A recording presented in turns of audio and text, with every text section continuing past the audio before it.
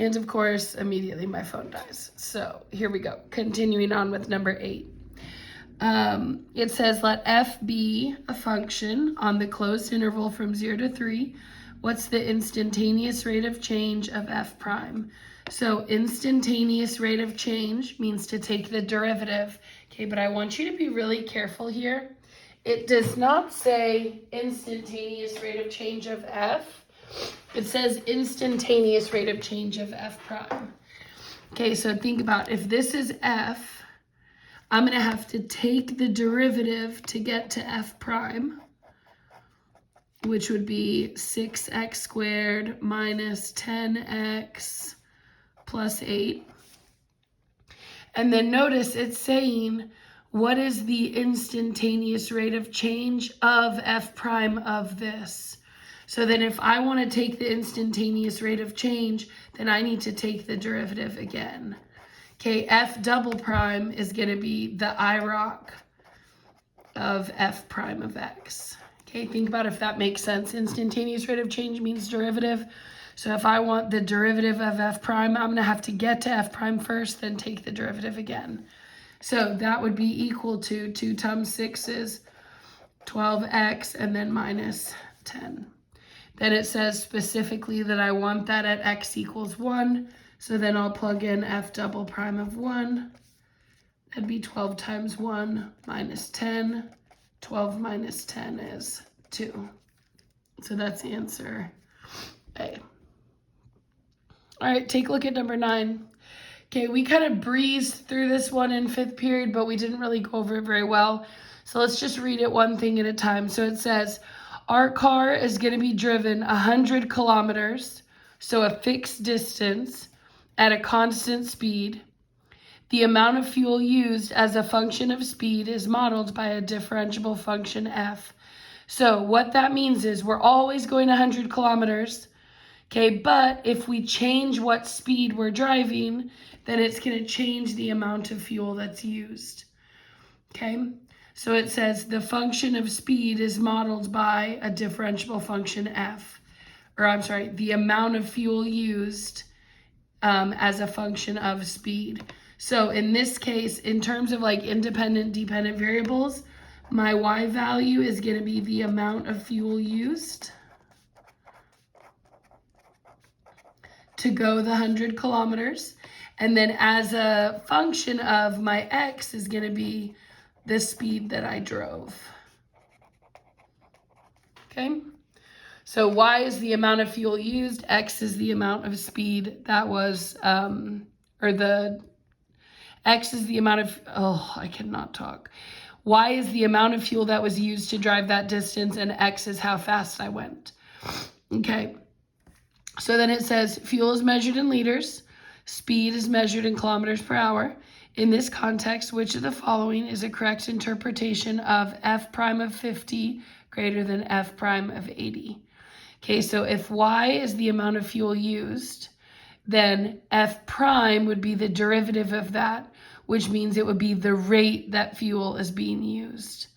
Okay, so if I'm looking at each one of these, I have the rate at which fuel is used, so that looks good so far. Okay, the rate of change of speed, we didn't take the derivative of speed, we took the derivative of the amount of fuel used. So I know that C's out. Okay, then D says the rate of change of the liters of fuel used, so that seems like a check. Okay, now let's go back and read A. It says driving at 50 kilometers per hour uses more fuel than driving at 80. Now, keep in mind, we're not talking about the amount of fuel that's used. We're talking about the rate that fuel is used because we're talking about f prime and f prime. So remember, a derivative is how fast something's changing. So how fast the amount of fuel that I'm using is changing. Okay, so I know that A is out. Okay, then out of the two that are left, this says the rate at which 50 liters of fuel is used. Okay, now question, look at where 50 is. If 50 is in the parentheses, that means that it's an x value, which means it's a speed. So 50 should be referring to the miles per hour you were driving, And then F prime would be how fast you were burning through fuel at that speed. So the amount of fuel that I'm using, the rate of change of that is going to be greater at going 50 miles per hour than the rate of fuel consumption if I were going to 80 miles per hour. Okay, so then when I look at my next two things, I see that 50 and 80 are being used for liters here when we know that that should be speed. So 50 kilometers per hour, that's a speed. 80 kilometers per hour, that's a speed. So I'm gonna pick D. Okay. Oh, and you can't see, but initially I had checked off B and D, and then I went back and crossed out letter B. All right, go ahead and turn the page when you're ready. Take a look at number 12. Okay, it says the radius of a certain cylinder is increasing at a rate of 2 units per second. So let's set up our find, our given, and our when. If they're telling me how fast the radius is increasing, that's a dRdt. They're telling me it's increasing at 2 units per second, so I'm going to give it a positive 2. Then it says the height of the cylinder is decreasing at a rate of 5 units per second. That would be my dHdt. Okay, the height of the cylinder is decreasing at a rate of 5, so that makes it a negative 5. Then it says, which of the following expressions gives the rate of change of the volume? So I'm finding dV dt. Okay, then it says, with radius r and height h, v equals pi r squared h. All right, so let's take a look at our equation. Now notice your when here, okay, they didn't give you any, because notice that my answer is not going to be a number. My answer this time is just going to still be an equation. Okay, so volume equation is written right here. Volume equals pi r squared h. And I want to take the dV dt, or the derivative. Okay, well then hopefully you notice you're going to need product rule. So my u is going to be a pi r squared. My v is going to be an h. Well, then my u prime is going to be a 2 pi r dr dt. And my v prime, the derivative of h, is going to be a dh dt. And then from there, you would just hit your cross product for product rule. So it would be dV dt equals this 2 pi r dr dt times h plus, and then pi r squared dH dt. Okay, then from there, they did give me a few numbers that I can plug in. So I see that they told me that the dr dt is 2. So I'll be able to plug in a 2 here. And then my dH dt is a negative 5, which is what would go here. So then looking at those answer choices, it looks like 2 pi r times 2 is going to be a 4 pi r h. And then if it's a negative 5, then I'd be picking C.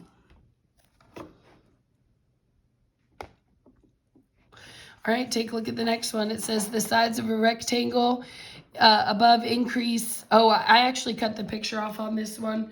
Go ahead and draw for me, though, a rectangle. Okay, X is going to be your horizontal distance. Y is going to be your vertical distance. And then Z is going to be your diagonal.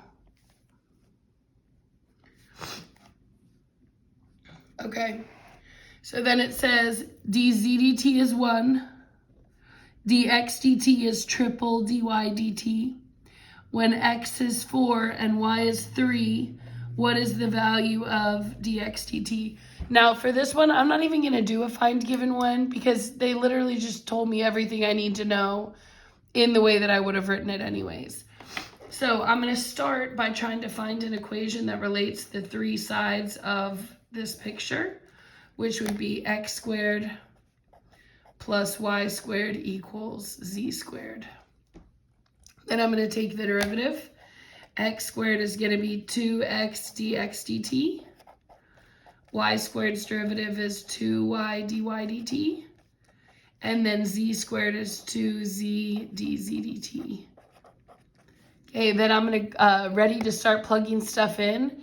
And I noticed that when they were giving me information, they gave me x is 4, they gave me y is 3, but they never gave me z, and I know that I'm gonna need it. Okay, so think about if your x is a 4 and your y is a 3, then automatically you kind of know that your z is a 5, right? Okay, because of Pythagorean triples, 3, 4, 5 triangle.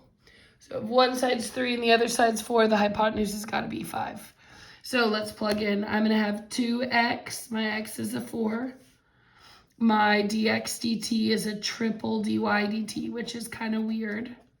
Plus 2y. My y is a 3.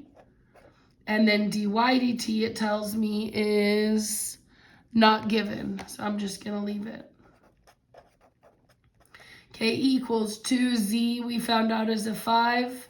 And then dz dt, they tell me right here that's a 1. Okay, so here's what I have so far. 2 times 4 is 8, times 3 is 24 dy dt. Plus 2 times 3 is 6 dy dt. And then 2 times 5 times 1, that's a 10. Okay, from there, you'll notice that if I have 2 dy dt's, I can just add those up. 24 dy dt's plus 6 more. That's going to give you, let's write over here, 30 dy dt's total equal to 10. And then if I divide that 30 across, then I know what dy dt is. So dy dt is 10 over 30, which comes out to a third. Oops, you can't see that. Okay, now from here, dy dt is a third. You'll notice that's an answer choice. But one thing that they are pretty tricky about is go back and read that question. Okay, I found dy dt, but is that what they asked me for? It says, what is the value of dx dt? Okay, so that is not the right answer. That's the trick answer. Okay, if dy dt is a third, then I can use that to go back and find what they really wanted, which was dx dt. So look right here. It says dx dt is 3 times dy dt. So if dy dt is a third, and I times that by 3, then dx dt is 1. All right, go ahead and turn the page when you're ready. Let's take a look at the next one.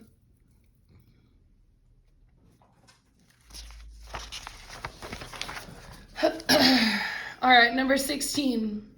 Okay, we have a big limit as x approaches 0. Okay, I'm going to save you a little bit of time here. When you plug in 0, okay, on top and on bottom, you're going to get 0 for both. Okay, so I'd have 6e to the 4 times 0 minus 2e to the 4 times 0 minus 4 over, and then sine 2x is now sine 2 times 0. Okay, but then look, watch what happens. Okay, e to the 0 is a 1, so that's just a 6. E to the 0 is a 1, so that's just a regular minus 2, and then minus 4. Okay, 6 minus 2 minus 4, that's 0. Across the bottom, 2 times 0 is 0. I want the sign of 0. Then I go to my pinky finger here. Okay, and I notice that the sign of 0 would be the number of fingers below my pinky, which is none. Okay, so I get do more. Now, factor cancel is not going to work on this one. And the reason why is because it's not even factorable in the first place. So let's just go ahead and take the derivative. So in case you have forgotten, d dx of e to the u is e to the u prime. Okay, remember that's your chain rule on exponentials. So if I'm trying to take the derivative of, all right, if I'm trying to take the derivative of the top here, it's a 6e to the 4x. Then that's going to be 6e to the 4x, but then the derivative of 4x is times 4. Okay, minus, I have a 2e to the 3x. Well, then that'd be 2e to the 3x, but then multiplied by u prime, the derivative of 3x is an extra times 3. Okay, then minus 4 at the back, the derivative of a constant goes to 0. Okay, across the bottom, I'm also going to need chain rule. It's the sine of 2x. Well, the derivative of sine goes to cosine. My 2x is going to stay the same, but then I have to multiply by the derivative of 2x, which is an extra times 2. Then remember, L'Hopital's rule says once you've taken the derivative of the top and the bottom, you can try the limit again. So I'm going to plug in 0 here. Now, actually, before I do that, let me go ahead and simplify this a little bit better. So we'll do limit x approach 0 again. Okay, but 4 times 6, that's a 24e to the 4x. Minus 2 times 3, that's a 6e to the 3x. Over 2 cosine 2x. And now I'm ready to take that 0 and plug it in. But remember, e to the 0 is still 1. E to the 0 is still 1, which means really across the top, I just have 24 minus 6, which is 18. Okay, across the bottom, take your 0, plug it in. 0 is still your pinky finger right here. Okay, but cosine is your fingers above that finger. So if all my fingers are on top, that means it's root 4 over 2, which is 2 over 2, which is 1. So on the bottom, I have 2 times the cosine of 0, which is 1. And then 18 divided by 2 is 9. So answer choice C on that. Okay, take a look at number 18. Number 18 is a little bit tricky. Okay, it gives us a chart, and then it says, let f be a function with the selected values in the table shown above. Which of the following must be true? Okay, first one says by IVT, there has to be a value C on the interval from 0 to 3 where f of c has to be 10. Okay, so let's look at my graph. Can I go from 15 at 0 all the way down to 9 at 3 without hitting 10? Okay, if they had said the function was continuous, that would have been true. Okay, but for this question, they never told me that my graph is continuous. So can my function skip the number 10 if I don't know that it's continuous? Absolutely it can. Look at letter B. Okay, it says mean value theorem. By mean value theorem, there is a value C such that f prime of C equals -2. If you remember for mean value theorem, it says that whatever your average rate of change is, there has to be a spot where the derivative equals that. So if I were to find the average rate of change from 0 to 3, which if we remember, AROC would be f of 3 minus f of 0 over 3 minus 0. Okay, let's see what we would get. F of 3 is a 9. Minus f of 0 is 15. 3 minus 0 is 3. So that's a -6 over 3, which gives me -2. Okay, but remember, mean value theorem only promises that whatever this average rate of change is, in this case it's -2, okay, it only promises that the slope is going to equal that if the function's differentiable. So then again, look back at your information. Did they ever say it was differentiable? Okay, the answer is no. Now, it might be differentiable, okay, but I can only use mean value theorem if it is differentiable. Okay, then last question, number 3, it says, by extreme value theorem, there must be a C on the interval where f of c is less than or equal to all the other f of x's on the rest of the interval.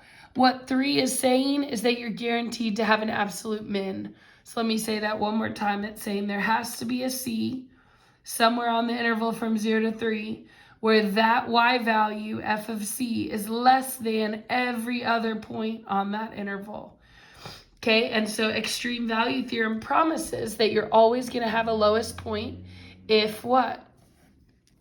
If your graph is continuous. And let me show you an example of why that's necessary. If I draw this graph, let's say my 0's at 15, my 1's at 14, we'll say, my 2's at 12, and my 3's at 9. Okay, pretend that that's my graph. Okay, can I make it where my graph doesn't hit 10? Sure, I can connect it like this.